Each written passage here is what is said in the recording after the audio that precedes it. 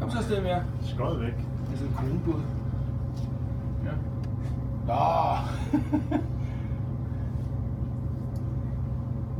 This ahead of us we are used to from Odense. Ja, der er forholdt. Karlbæk Smittebroen er en Aarhusen, så er det Magne Møllekaj. Nå, det er fint. Jamen, det er modtaget. Ja, klar til sving. Men det kan bare give dem et ordentligt trut i ordene. Ja, nu, jeg tror sgu, de løber fra os.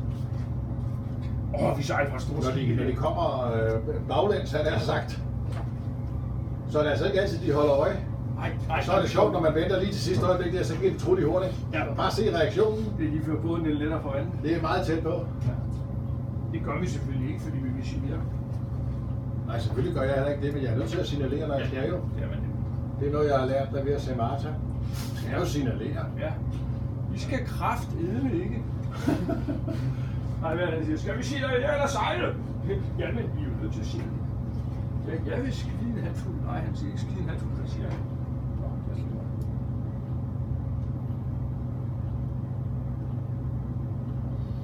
Så vil du til at lege med Næstved Fjord? Ja, det har jeg fået lov til, så det er jeg glad for. Ja, det håber Jeg jeg. har meget sagt nemlig for, at der er andre, der gør det, så jeg er fri på det. Ja, så fik vi lukket endnu ind i fælden. Jeg troede, det var slemt i Odense Fjord, men det er da meget værd her. Så man kan sige, som du også så i går, ikke? Altså når først du kommer her og holder dig midt i, og den vil egentlig gerne blive midt i normalt. Ja. Der kan være lidt med ballastskib. Der er nogen som suger af helvede sig. Ja, jeg tror, den er meget almindelig, den her. Jamen det er primært dem med pitchpropeller. Ja. For helvede, hvor de suger. Ja. Så man ligger, det sker tit, at man kommer til at ligge og sejle sådan fuldstændig skævt heroppe i kanalen. Så først kommer ud på fjorden, så udligner det som regel sig selv, så får man så lidt ude i Karlsminde. Så der med fast propel, det er ikke så slemt.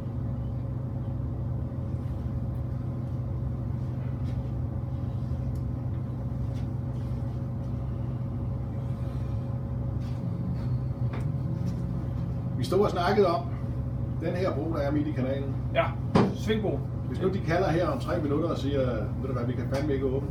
Ja, Hvad gør vi så? så stopper vi. Så ligger vi og holder, hvis vi kan åbne. Nå. Fordi der er jo ikke noget sted, du kan lægge. Kan du gå ind til siden og lægge til? Nå. Du kan lægge alt mod kanten af randen. Du kommer ikke ind til alle de der skralderværk derinde i. Nej. Nej, det synes jeg også, jeg kan se i kortet, at det gør man ikke. Prøv at se det her fjollerøv der, ikke? Kom nu væk.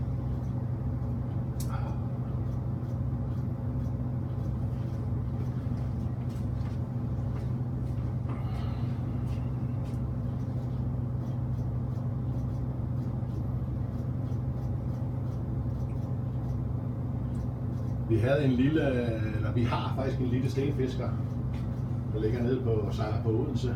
Sandholm hedder den. Før tiden har han ikke nogen AIS. Så var han god til det der med ikke at kalde. Du har jo kaldepunkter i Odense Fjord, hvor du bare kalder ud. Ja. Du får ikke fat i nogen. Nej. Og så 2 gange har jeg mødt ham inde i kanalen, hvor han lige pludselig kommer rundt i et hjørne. Og så er det, der er jo ikke noget plads, når jeg kommer med 4,5 meters dybgang, så er der ikke meget plads at bevæge dem på. Nej, det er det sgu ikke. Men vi fik lokket ham til at få en AIS nu. Eller det var nok via havnen, vil jeg tro, fordi der var flere, der indsendte klager over ham. Men det er stadigvæk, du skal huske at holde øje, fordi det kan stadigvæk ske, at han glemmer at melde. De der to, de får et chok lige om lidt. Vil vi give dem et chok? Ja. Skal du? Jeg har ikke noget luft på. Nå, så får de noget chok. Så får de et chok, når de sejler. Så får de et chok, når de sejler forbi os. Hvad er det så, Esben? I sin cabin? Hvad er det, der så vi her? Så opdager de det.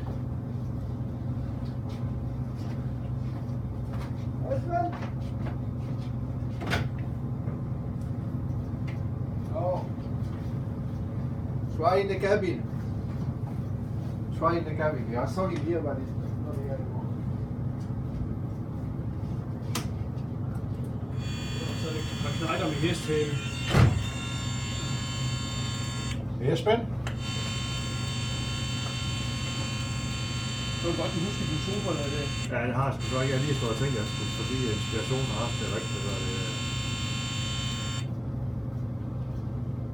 Du styrer bare efter det, hvor du ikke kan se noget. Ja. Nej, så. Der er faktisk flere af. Der har været flere skibe, hvor de her solbriller ligger strategisk. Når man så stod her og kigger, vil du låne et par til det? Ja, tak. Ja, dos. Ja, bezosa, porque aqui é sushi. Vi har ikke noget horn.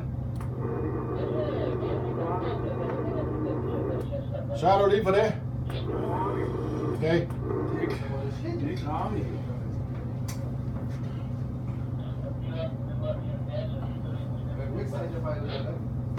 Oh, stop aside. The same also few steps outside. 1 meter. 1 meter double. Yeah. Brava, multa, man, Så var det. Nej. Sådan. Det er ikke fordi, jeg vil forskrække nu, men jeg er nødt til at prøve, om det virker. Ja, det er rigtigt. Vi skal jo. Og det er altså et, når det virker, så virker det godt nok. Det er ligesom det, der står med hovedet op i den der kano der. Så den er sådan, du skal komme i svingen også.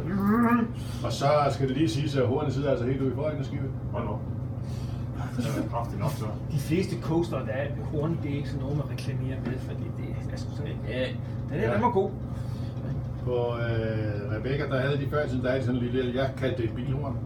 Det lød lidt sådan, dytter med en bil. Ja, dyt. Jeg elskede, når jeg kom forbi ham der, så gik min ordentligt trud i hornet, fordi han følte sig jo tvunget til at hilse igen jo. Ja. Men nu har han så fået et lidt større horn. Nå, ja. Han er til Hansen, eller hvad? Sådan et Ford A-horn.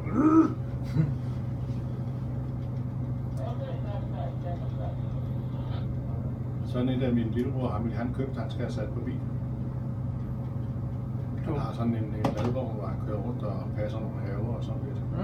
I hans fritid. Ja. Så han kan tjene lidt penge af anden etnisk indkomst, tror jeg det hedder. Ja. Orange. Og jeg låner den af ham i gang imellem. Det er jo det her, der bliver så populært af deleøkonomi. Nej, det er ikke helt, fordi det økonomiske i den bil, det er hans. Ja. Jeg fylder lidt olie på, når jeg har lånt den med. Det er da også sandt. Men han er fuldstændig... Man skulle tro, at han var 20 år eller sådan noget, fordi han er fuldstændig skattet den bil. Men han ikke offer på den, det er helt ufatteligt. Der er nogen for hvem biler, det er... Ja, de er måske nok gift, og de har også børn, ikke? Men altså, deres største kærlighed, det er den der rådne bil, ikke? Det tror jeg, så tror jeg, det er med min lillebror.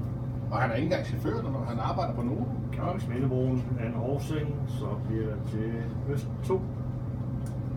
Ja, men det er modtaget. Jeg er klar nu. Godt så. Ja, det er jo altid det her med Øst 2, ikke? Hvorfor fanden er det 42 nu? Men det er jo det der med det Vejdirektoratet, der bestemte, at det skulle være sådan. Ja.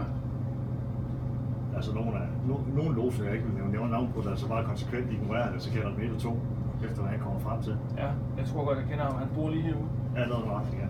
Det hedder Niels. Ja. Jamen, det var faktisk også ham, der var primært i dialog med dem om det her. Fordi så, jeg tror også, han skrev rundt, og jeg sagde, ikke rundt, så jeg er ligeglad, selvom jeg synes, det er dybt åndssvagt. Jo, men i teorien er det også lige meget, men det er lidt fjollet, fordi den første, du kommer til, det er selvfølgelig etteren. Ja, ikke? Og det er jo også der skal vælge. Ja. Det er ikke en eller anden, Og altså, man kan sige, at dem, der sidder på broen, altså, om de har bestand på det eller ej, det er fuldstændig ligegyldigt. Fordi første gang du melder, jamen, så er de opmærksomme, og anden gang de melder, så skal du åbne broen, færdig slut. Ja. Og hvad du så siger til dem, det er sådan set lidt ligegyldigt. Ja, man kan også godt sige, Sesam lugter op. Det er sådan set ligegyldigt her, lige bestemt.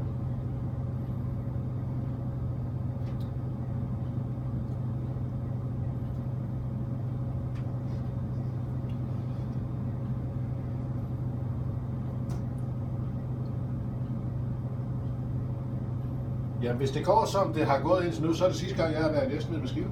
Okay, hvad så? Ja, fordi det er en gang hver 30 år. Nå, ja, på den måde. Om 30 år, der sejler jeg sat med. Det kan du ikke vide, du. Det kan være af... 30 år, der er jeg 87. Ja, men de beslutter nok, at de skal hæve, hvad her det pensionsalderen. Ja, så hvis jeg sejler til den tid, så bliver det... Karlsmindebroen er Aarhusing, Øst 1. Han spørger mig, hver gang jeg møder ham. Ja, jeg er modtaget. Det er snart, jeg skal op og sejle for ham. De vil gerne have nogen, der er vant til at manøvrere med skive. Ja. Men jeg siger det, han får det samme svar, som han altid har fået. Kom igen om 10 år. Om 30 år er der så ikke udstoppet op på Helsingør.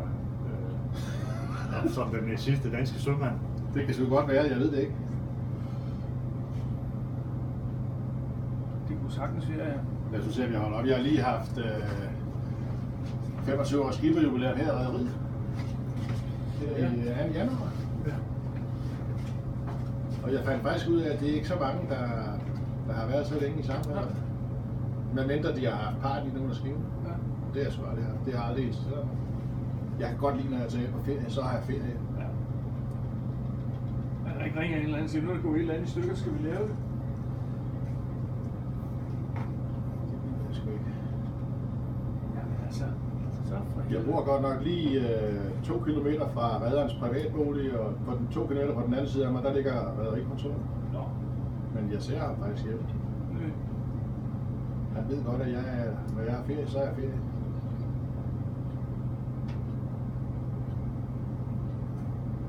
Ja, det er der visse andre rederier, der har haft visse problemer med at forstå.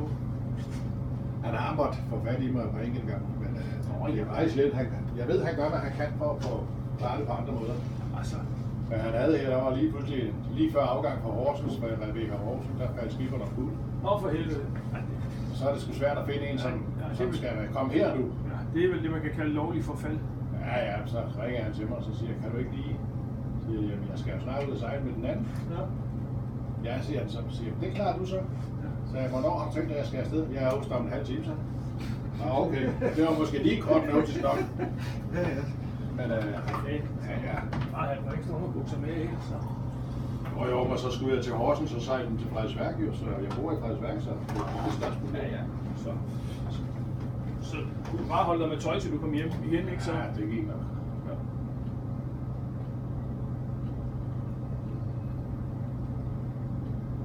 Jeg bryder mig ikke om at komme ud og afvise på den der, fordi det var den, hvor jeg fortalte om, jeg står helt nede og kigger Ja, lidt over det det er jo ligesom den gode lille, Ja. vi har her. Og der er ligesom nok en gravmaskine op på toppen af lugen, for ikke det skal være løgn, ikke? Det er simpelthen det bedste, jeg ved med den her. Det er alt den udsyn, jeg har, når man skal ligge og manøvrere. Jeg har også sejlet ud sådan nogle steder her, fordi du kan se alt. Ja. Og jeg behøver ikke ind til at stå oppe i forhængen og fortælle mig, at der er 10 meter hen til kajen, eller til den næste kaj, eller sådan Nej. Når vandet forsvinder, så er der 15-20 meter, vel? Ikke? Ja, sådan noget lignende. Ja. Det var også det, vi altid brugte i supply. Når vandet forsvandt hen ved hækrullen, så var der 5 meter igen. Så stod der en eller anden matrose over 20 meter! Der står I jo også helt ude i forhængen, jo. Ja. Så stod der en matrose over 20 meter, ikke? Og så sagde, der er kraftedeme ikke 20 meter, din blinde skid. Jamen! De gik lige fra 20 meter til 5, og man har kun bevæget sig 2. Jeg havde en styrmand på et tidspunkt, jeg ved ikke, om du har hørt om, han er kun en af ham. Ja, jo, ham har jeg haft til. Ja. Ton. Nej, Stig hedder han. Stig Rindal. Han er en flink fyr, dygtig styrmand, der er slet ikke noget der. Han er faktisk utrolig dygtig med den ene arm. Jamen, tror jeg, han blev bare der skipper også, ikke? Jo, han blev skipper senere i Anders Rovsing og Rebecca Rovsing og Sara Rovsing var han. Jeg er med i Sara Rovsing som styrmand i 6-8 år. Men en ting han ikke duede til, det var det der med afstand. Det kunne han kraftedeme ikke. Det er jo helt fantastisk, at han kunne drikke kaffe og ryge smøger og manøvrere samtidig. Ja. Jamen, jeg ved ikke, om du nogensinde har været ombord i Sara Rovsing. Der hang alle radar og skærmen fra plotteren, det hang op under. Det er ham, der har sat det op. Nå, Med en arm okay. var der altid stedet, fordi jeg sagde altid, at du siger bare til, hvis du skal have en til at hjælpe dig eller noget. Nej, det skulle han ikke. Så bruger han skulderen eller hovedet eller et eller andet til at holde med. Men det var helt fantastisk, hvad han kunne med den der ene arm der. Jeg ved selvfølgelig godt, at og det gælder, det vil vi også ske med os andre, hvis vi lige pludselig mister den ene arm, så var vi nødt til at klæde os. Vi klarer os med den ene, og vi er så her tilbage. Men dengang han kom jo i sin tid til skade ved en motorcykelulykke. Ja, det sagde han. Han gik også på jagt, kunne jeg forstå. Ja. Men det synes jeg sgu, det er virkelig fantastisk. Og han, så døde armen, eller hvad man skal sige. Ja. Så det var jo et valg, men han tog sammen med lægen jo, at den skulle sættes af. Nå, okay. Nå, Og så fik han jo tilbudt at få invalidepension. Ja. Nej, så det er kraftedeme ikke. Det var han der på til. Han var ikke anden 25 eller sådan. Han har sgu sejlet ind med militær.